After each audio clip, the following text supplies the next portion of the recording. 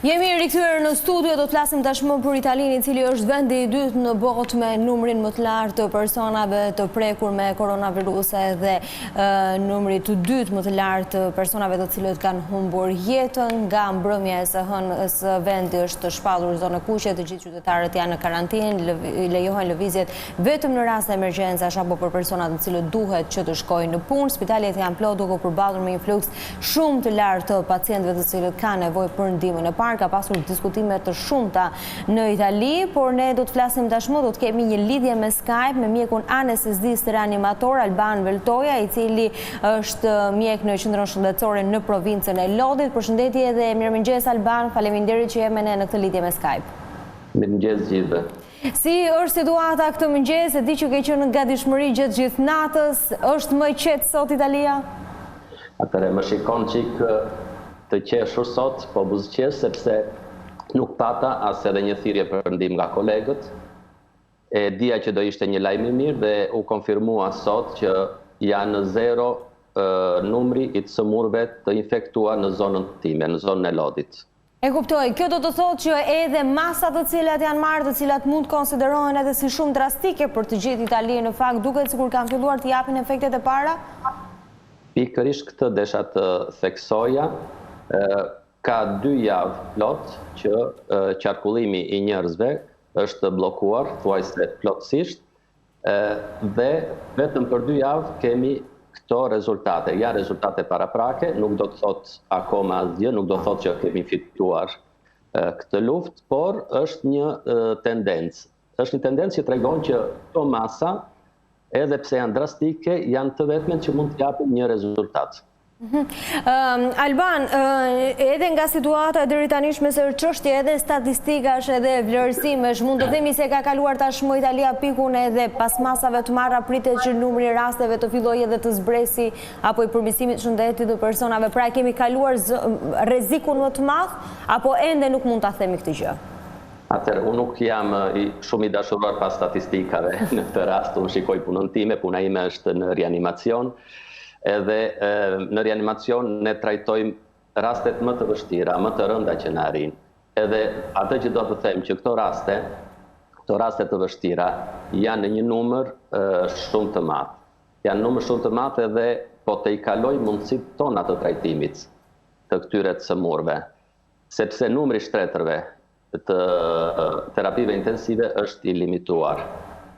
Ajo që unë mund të them thjesht për zonën time, për zonën e Lodhit, që është zona e parë e prekur e Italisë, është që nëse do të vazhdojmë të mbajmë këtë qëndrim të drejtë, do të thënë të vetë izolohemi, njerëzit të mos shkojnë, të mos ecin në rrugë kot së kotit, të dalin vetëm nëse kanë nevojë, të evitojnë kontaktet midis tyre, të evitojnë kontaktet sidomos me personat e moshuar, atëherë kjo do të sjellë një ulje të difuzionit të virusit dhe si rrjedhim edhe një ulje të personave të infektuar.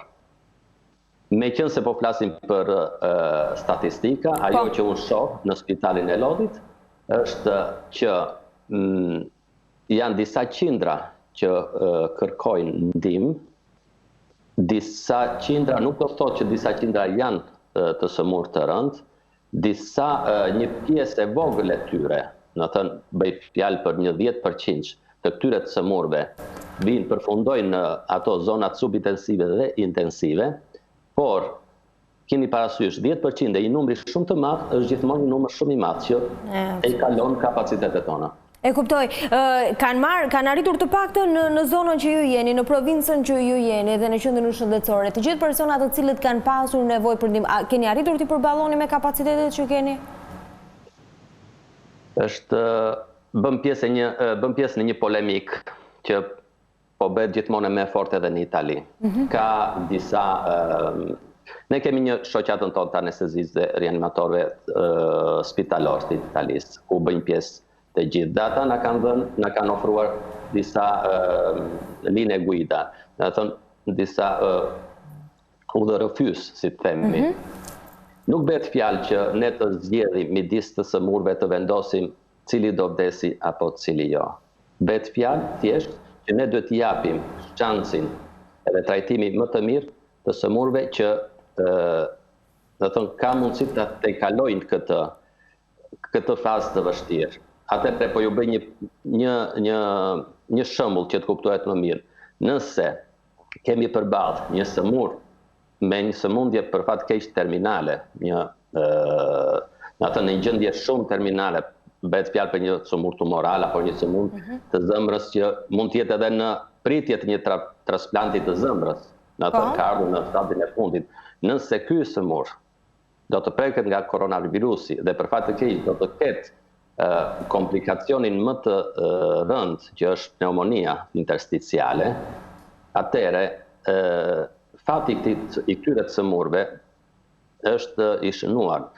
Në ato raste jemi të autorizuar, të themi në thonjza, që mos të bëjmë atë që quhet accanimento terapeutico.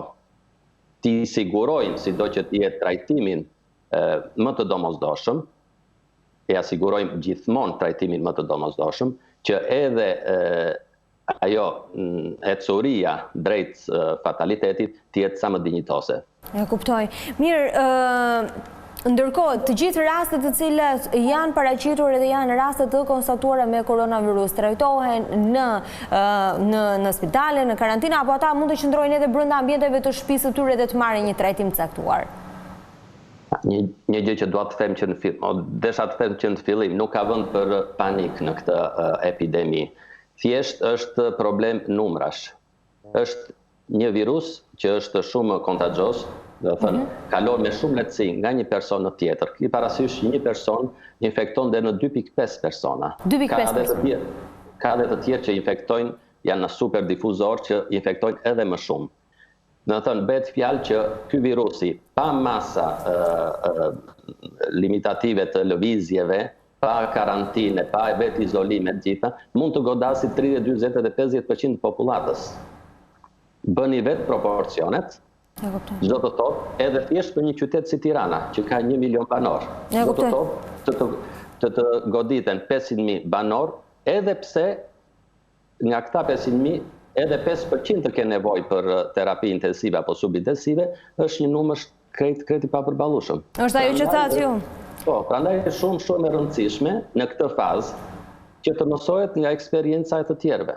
Ne po mësojmë dhe mësuam nga eksperjenca e kinezëve. Ju duhet të mësoni nga eksperjenca e kinezëve dhe jona.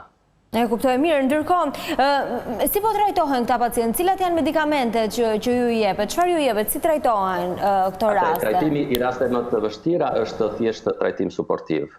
Do të thënë, problemi kryesor i këtyre kur zhvillojnë pneumoninë intersticiale është që nuk mbajnë dot oksigjenin, nuk furnizojnë dot trupin me oksigjen, gjaku nuk furnizohet me oksigjen, nuk shkëmbehet oksigjeni në mushkëri.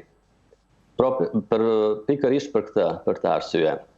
Atëherë shtohet oksigjeni duke ia dhënë me shumicë, me maska, me gjëra të tjera derisa arrihet deri tek intubimi.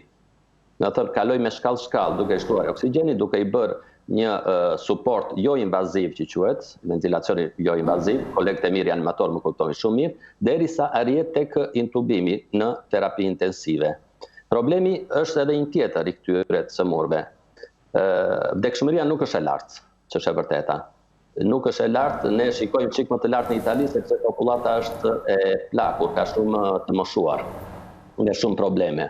Edhe ata janë kategoria me e goditur. Problemi është që të rinjt edhe të gjithë ata të goditur që kanë pneumoni intersticiale, u nevojitet një kohë mesatare dhe 2 javë për të dalë nga gjendja kritike. Nëse ne kemi 16 shtretët maksimumi në terapi intensive, ato 16 shtretët me 16 sëmurët e parë të bllokohen për 2 javë. E kuptoj. Mirë, ndërkohë kam edhe një pyetje tjetër, doktor. Këta persona, nëse marrin trajtimin e caktuar, qëndrojnë 2 javë për të marrë edhe një mjekim edhe më intensiv dhe për të kaluar nga kjo gjendje kritike. Dhe mund të themi se kalojnë edhe mund të konsiderohen në thonjza të shëruar. Janë të rrezikuar më vonë?